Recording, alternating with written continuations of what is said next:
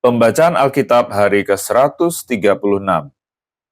Amsal 12 ayat 8 sampai dengan 17, Yohanes pasal 9 ayat 1 sampai dengan 34, Rut pasal yang pertama dan Rut pasal yang kedua. Amsal pasal 12 ayat 8 sampai dengan 17.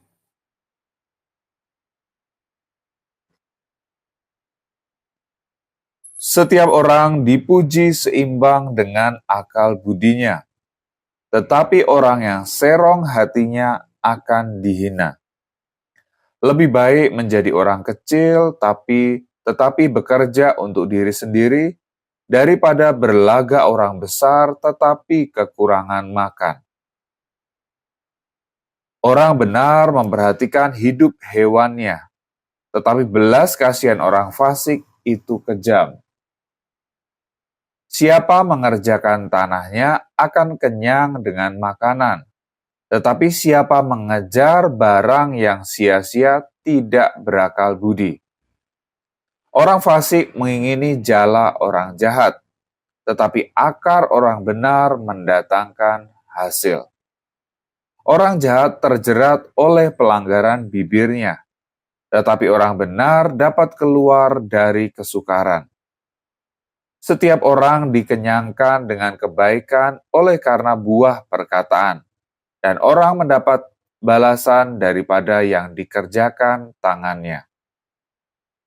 Jalan orang bodoh lurus dalam anggapannya sendiri, tetapi siapa mendengarkan nasihat, ia bijak. Bodohlah yang menyatakan sakit hatinya seketika itu juga, tetapi bijak yang mengabaikan cemooh. Siapa mengatakan kebenaran, menyatakan apa yang adil, tetapi saksi dusta menyatakan tipu daya.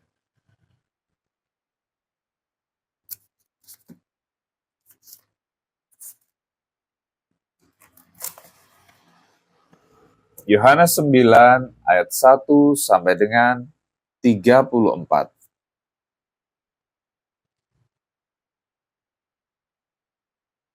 Waktu Yesus sedang lewat, ia melihat seorang yang buta sejak lahirnya. Murid-muridnya bertanya kepadanya, "Rabi, siapakah yang berbuat dosa? Orang ini sendiri atau orang tuanya, sehingga ia dilahirkan buta?" Jawab Yesus, "Bukan dia dan bukan juga orang tuanya, tetapi karena pekerjaan-pekerjaan Allah harus dinyatakan di dalam dia. Kita harus mengerjakan pekerjaan Dia yang mengutus aku selama masih siang. Akan datang malam di mana tidak ada seorang pun yang dapat bekerja. Selama aku di dalam dunia, akulah terang dunia." Setelah ia mengatakan semuanya itu, ia meludah ke tanah dan mengaduk ludahnya itu dengan tanah, lalu mengoleskannya pada mata orang buta tadi dan berkata kepadanya, "Pergilah, basuhlah dirimu dalam kolam Siloam." Siloam artinya yang diutus. Maka pergilah orang itu. Ia membasuh dirinya lalu kembali dengan matanya sudah melek. Tetapi tetangga-tetangganya dan mereka yang dahulu mengenalnya sebagai pengemis berkata, "Bukankah dia ini yang selalu mengemis?" Ada yang berkata, "Benar, dialah ini." Ada pula yang berkata, "Bukan, tetapi ia serupa dengan dia." Orang itu sendiri berkata, "Benar, akulah itu." Kata mereka kepadanya, "Bagaimana matamu menjadi melek?" Jawabnya, "Orang yang disebut Yesus itu mengaduk tanah, mengoleskannya pada mataku dan berkata kepadaku, 'Pergilah ke Siloam dan basuhlah dirimu.' Lalu aku pergi dan setelah aku membasuh diriku, aku dapat melihat." Lalu mereka berkata kepadanya, "Di manakah dia?" Jawabnya, "Aku tidak tahu." Lalu mereka membawa orang yang tadinya buta itu kepada orang-orang Farisi. Adapun hari waktu Yesus mengaduk tanah dan memelekkan mata orang itu adalah hari Sabat. Karena itu orang-orang Farisi pun bertanya kepadanya, bagaimana matanya menjadi melek? Jawabnya, Ia mengoleskan adukan tanah pada mataku, lalu aku membasuh diriku, dan sekarang aku dapat melihat. Maka kata sebagian orang-orang Farisi itu, orang ini tidak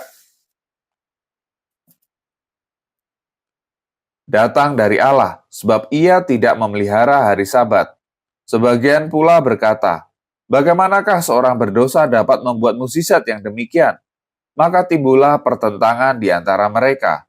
Lalu kata mereka pula kepada orang buta itu, dan engkau, apakah katamu tentang dia? Karena ia telah memelekkan matamu. Jawabnya, ia adalah seorang nabi. Tetapi orang-orang Yahudi itu tidak percaya bahwa tadinya ia buta dan baru dapat melihat lagi. Sampai mereka memanggil orang tuanya dan bertanya kepada mereka, inikah anakmu yang kamu katakan bahwa ia lahir buta? Kalau begitu bagaimanakah ia sekarang dapat melihat? Jawab orang tua itu, yang kami tahu ialah bahwa dia ini anak kami dan bahwa ia lahir buta. Tetapi bagaimana ia sekarang dapat melihat kami tidak tahu, dan siapakah yang memelekkan matanya kami juga tidak tahu. Tanyakanlah kepadanya sendiri, ia sudah dewasa, ia dapat berkata-kata untuk dirinya sendiri. Orang tuanya berkata demikian karena mereka takut kepada orang-orang Yahudi. Sebab orang-orang Yahudi itu telah sepakat bahwa setiap orang yang mengaku dia sebagai Mesias akan dikucilkan. Itulah sebabnya maka orang tuanya berkata, ia telah dewasa, tanyakanlah kepadanya sendiri. Lalu mereka memanggil sekali lagi orang yang tadinya buta itu dan berkata kepadanya, katakanlah kebenaran di hadapan Allah. Kami tahu bahwa orang itu orang berdosa. Jawabnya, apakah orang itu orang berdosa? Aku tidak tahu. Tetapi satu hal aku tahu, bahwa aku tadinya buta dan sekarang dapat melihat. Kata mereka kepadanya, apakah yang diperbuatnya kepadamu? Bagaimanakah ia memelekkan matamu? Jawabnya, telah kukatakan kepadamu dan kamu tidak mendengarkannya. Mengapa kamu hendak mendengarkannya lagi? Barangkali kamu mau menjadi muridnya juga. Sambil mengejek, mereka berkata kepadanya, engkau murid orang itu, tetapi kami murid-murid Musa. Kami tahu bahwa Allah telah berfirman kepada Musa, tetapi tentang dia itu kami tidak tahu dari mana ia datang. Jawab orang itu kepada mereka, aneh juga bahwa kamu tidak tahu dari mana ia datang, sedangkan ia telah memelekkan mataku. Kita tahu bahwa Allah tidak mendengarkan orang-orang berdosa, melainkan orang-orang yang saleh dan yang melakukan kehendaknya. Dari dahulu sampai sekarang tidak pernah terdengar bahwa ada orang yang memelekkan mata orang yang lahir buta.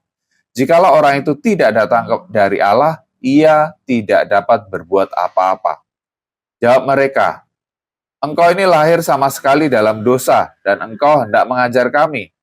Lalu mereka mengusir dia keluar.